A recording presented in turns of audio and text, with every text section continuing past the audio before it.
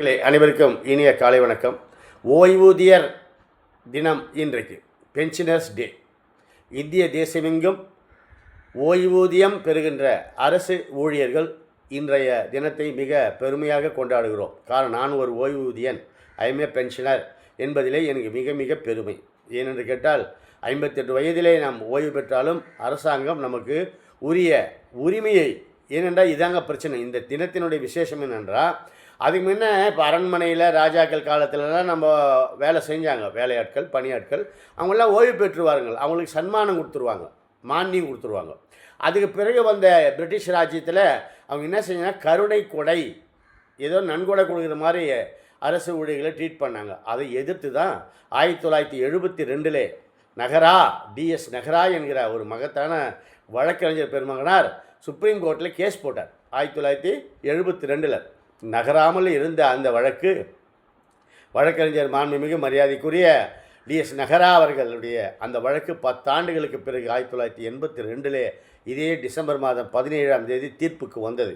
என்ன தீர்ப்பு தெரியுங்களா? இன்னொரு முறை கருணை தொகை என்றோ நன்கொடை என்றோ அரசு ஊழியர்களுக்கு வழங்குகின்ற அந்த பணத்தை சொல்லக்கூடாது.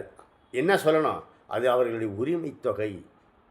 பென்ஷன்தாரர்கள், ஓய்வூதியர்களை உரிய மரியாதையோடு நடத்த வேண்டும் என்கிற வரலாற்று சிறப்பு மிகுந்த இந்த தீர்ப்பை வழங்கிய மரியாதைக்குரிய வழக்கறிஞர் சுப்ரீம் கோர்ட்டில் வழக்கு போட்டு நம்ம ஓய்வூதியர்களுக்கு எல்லோருக்கும் பெருமையையும் கௌரவத்தையும் பெற்றுக் கொடுத்த அந்த ஒரு மகத்தான மாமனிதரை இது நல்ல நாளிலே நாம் நினைத்தல் வேண்டும்.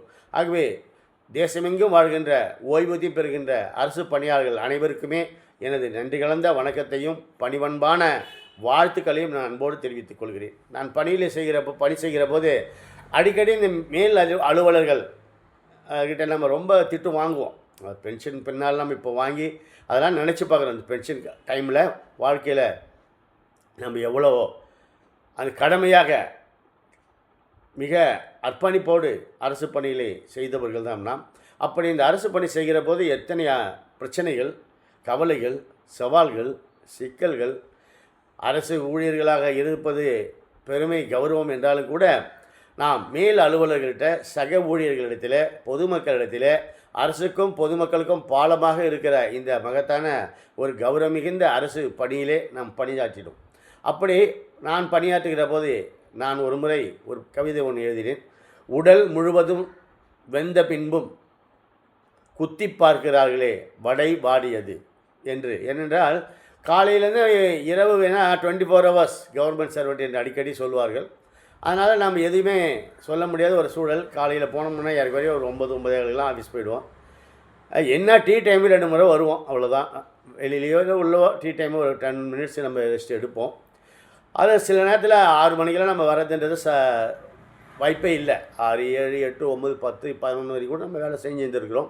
ஆனாலும் கூட அலுவலர்கள் வெளியிலே போகிற போது ஏதாவது ஒரு குறையோ அல்லது ஒரு சுடு என்று சொல்ல முடியாது, அவர்களுக்கு மேலிடத்திலே அந்த சொற்களை அவர்கள் வாங்கியிருக்கலாம். அதனால் நம்மளை பார்த்து ஏதாவது கடைசியில் ஒரு சொல்லிட்டு போகும்போது, அடடா காலை முதல் பணி செய்தோமே, டெடிக்கேஷனாக இருந்தோமே, எப்படிலாம் அர்ப்பணிப்போடு உழைத்தோமே, எந்த எதிர்பார்ப்பும் இல்லாமல் உழைத்தோமே, இப்படி நல்ல மனநிலையோடு மேல் அலுவலர்களுக்கு பணிவன்போடு அன்போடு மக்களிடத்தில் நல்ல கனிவோடு கருணையோடு பழகிய நமக்கே இப்படிப்பட்ட சொற்கள் எல்லாம் பரிசாக கிடைக்கிறது என்கிற ஆதங்கத்தில் நினைக்கிற போது ரொம்ப மனசு கஷ்டமாக இருந்தது. அப்போ நான் ஒரு கவிதை எழுதுனது இதுதான்.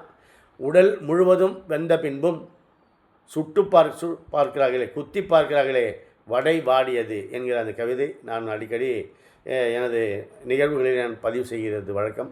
ஓய்வு பெற்றவர்களை அரசாங்கம் மரியாதையோடு நடத்துகிறதற்காக அந்த உரிமை தொகை என்று நமக்கு கொடுக்கிறார்கள். நாம் வீடுகளிலே ஓய்வூதியம் பெறுகின்றவர்களுடைய நிலைமை என்ன என்பதை எல்லோரும் அறிவோம்.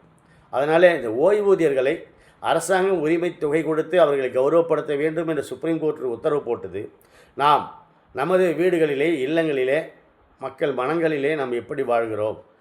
அரசு பணி செய்த நாம் நிச்சயமாக கௌரவமாக அமர்ந்து அரசு கொடுக்குற இந்த உரிமை தொகையை ஒவ்வொன்றையும் நன்றியோடு நினைத்து பார்த்து நாம் நன்றி தெரிவித்துக் கொள்கிறோம்.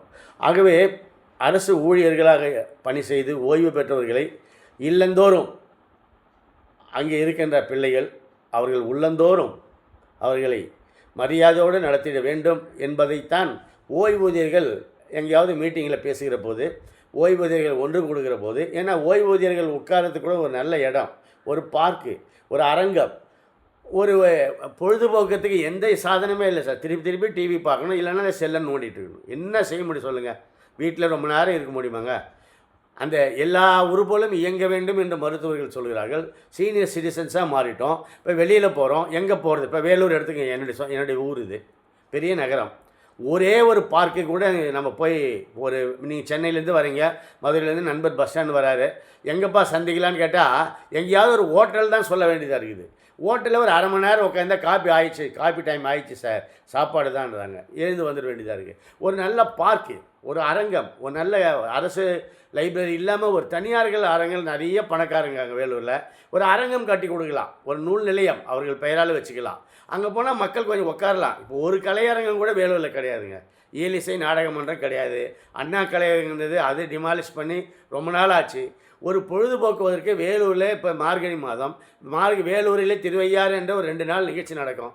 அது ஒரு தனியார் கல்யாண மண்டபத்தில் நடக்கும். ஆக முதியவர்கள், இந்த சீனியர் சிட்டிசன்ஸ், ஓய்வூதியம் பெறுவர்களுக்கு அரசாங்கம் எவ்வளோ செய்யுது. ஆனால் அதற்கு துணையாக இப்போ தனபந்தர்கள், கருணையாளர்கள், இப்படி பெரிய நகரங்களிலே ஓய்வூதியர்களுக்கு சில வசதிகள் செய்து தரலாம் வாலண்டியர்லி. அது ஒரு மிகப்பெரிய தர்மமாக கொடையாக கூட அவர் நினச்சிக்கலாம், அப்படி நினச்சிக்கலாம். இப்போ வாசகர்களுக்கு படிக்கிறதுக்கு ஒரு பத்திரிக்கை படிக்கணும் சார், நம்ம சென்ட்ரல் லைப்ரரி இங்கேருந்து 15 கிலோமீட்டருக்கு போக முடியாது, சரி வீட்டில் வாங்கிக்கேன் அப்படின்னு சொல்லலாம். இருந்தாலும் கூட இப்போ ஓய்வூதியம் பெற்ற பிறகு எல்லா பேப்பரும் வாங்கி படிப்பது என்பது சிரமம்.